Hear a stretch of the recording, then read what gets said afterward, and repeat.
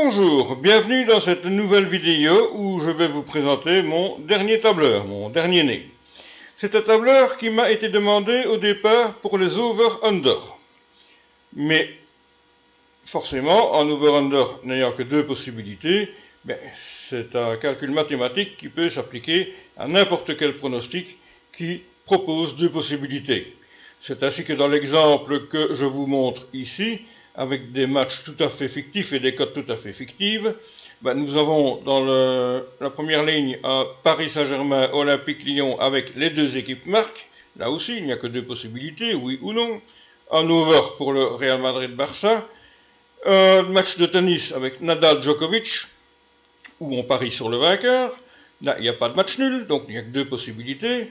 Un quatrième exemple, toujours avec Nadal-Djokovic sur le nombre de jeux. Là, c'est un over au tennis. Over ou under 21 jeux et demi. Et puis deux over-under classiques de Bayern Dortmund et Juve Inter. Alors, ici, j'ai rempli toutes les cases, mais ce n'est absolument pas nécessaire.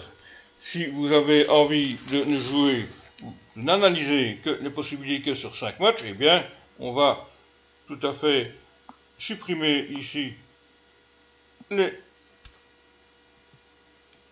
sixième match et le tableur va fonctionner exactement de la même manière.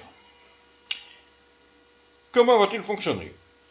Eh bien, donc une fois que vous avez encodé tout ça, ça se répercute sur toutes les pages, ici jusqu'à 5 résultats. On ne peut plus aller, on peut pas aller à la page 6, mais là il y a un problème puisqu'on n'a plus rien dans le sixième match. Voilà, 4 matchs, 3 matchs. Si je fais un petit changement, par exemple que je veux jouer 150 € au lieu de 100, eh bien ça va se répercuter automatiquement aussi. On va aller à 3 matchs, voilà. Vous voyez les 150, je vais revenir à 100 dans la mesure où j'aime bien, vous le savez, utiliser le nombre de 100 € comme mise théorique parce que ça fait ressortir les pourcentages de manière beaucoup plus claire. Bien, donc, pourquoi est-ce que j'ai laissé tous les matchs alors que nous allons, tous les pronostics alors que nous allons nous limiter à 3? Eh bien tout simplement pour vous montrer que si vous hésitez à inclure un troisième ou un quatrième match, plutôt par rapport aux 3, eh bien vous n'avez pas nullement l'obligation de chaque fois recommencer. Vous avez tous les chiffres qui restent à porter et d'un seul clic vous pouvez voir les rapports de chacune des possibilités que vous avez entrées, et ceci sans devoir réencoder tout. D'un simple clic, vous pouvez faire votre choix beaucoup plus facilement. Alors, ici, je vais commencer par le plus simple, donc mettre oui ou 3 matchs. Nous verrons cette fonction, ce qu'elle donne plus tard. Nous avons donc 3 matchs, avec donc 4 possibilités. La possibilité qu'il n'y ait pas de surprise, c'est la première colonne intitulée PPP, et vous l'aurez compris, les 3 autres avec une surprise, soit dans le premier, soit dans le deuxième, soit dans le troisième match. La deuxième ligne nous donne les cotes. En dessous des 4 possibilités, ce sont les cotes accumulées des 4 possibilités, mais chaque fois des 3 cotes.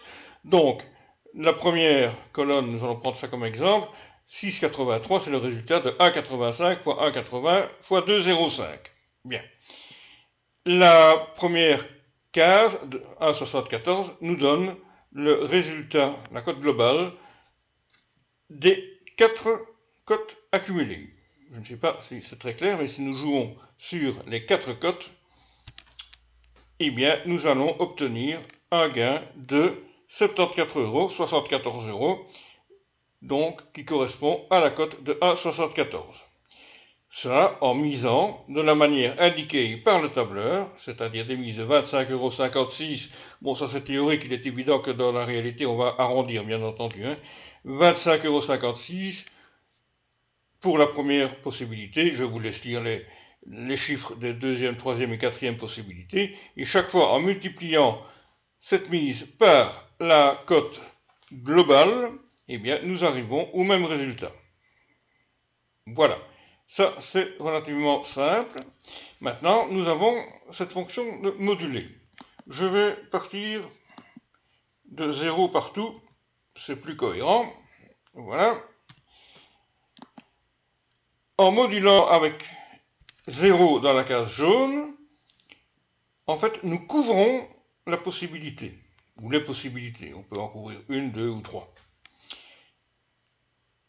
Couvrir, ça veut dire que nous allons récupérer notre mise si une de ces possibilités intervient. Donc, ici, nous pensons que les trois probabilités vont arriver, c'est-à-dire qu'il n'y aura pas de surprise, donc nous modulons les trois surprises. 0, 0, 0. Chaque fois, vous avez les mises qu'il vous faut appliquer pour récupérer vos 100 € en cas de surprise, d'une surprise. Bien. Maintenant, j'ai mis 0 pour récupérer, mais ne prendre aucun bénéfice. Si je mets 100, nous allons le voir, ça n'a pas beaucoup de sens, parce que nous retombons sur les mêmes chiffres qu'au-dessus, que dans la première partie du tableau, c'est clair. Donc ça n'a pas beaucoup de sens si on remet 100 pour les 3, mais on peut très bien mettre 50, 60, 20, 25, ce qu'on veut, voilà.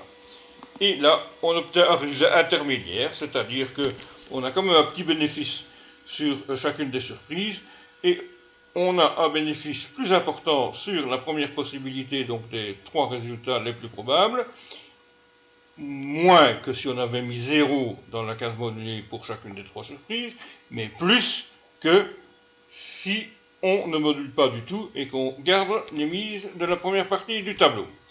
Voilà, jusque-là, pour ceux qui connaissent mes autres tableurs, il n'y a rien de bien nouveau, sauf que ce tableur est adapté au pronostic à deux possibilités, mais le principe est le même.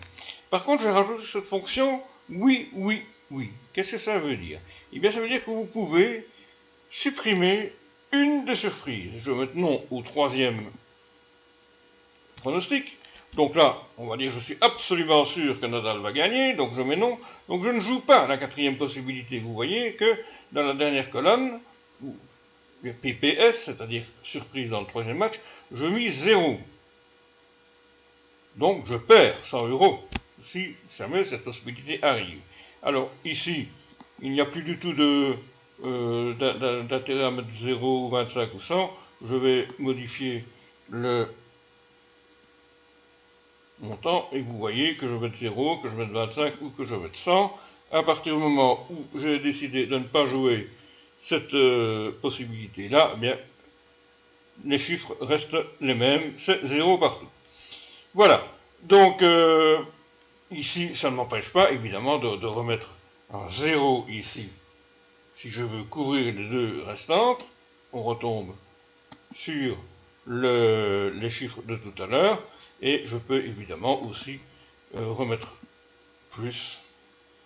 On va mettre 80-80 par exemple, ou 80-60, voilà, et j'ai de nouveau un petit bénéfice sur les, pas aussi petit que ça finalement, hein, un beau bénéfice quand même sur les deux surprises possibles, alors que le montant de gain de la première possibilité est aussi intermédiaire entre le premier tableau et le second si j'avais mis 0 partout. Voilà, cette possibilité-là est nouvelle, donc n'hésitez pas à m'interroger s'il y a des questions par rapport à cela. Vous avez mon adresse mail, probetting2015gmail.com, ou mon site internet qui se complète petit à petit au fur et à mesure de mon avancée avec les tableurs. Merci de votre écoute et à bientôt.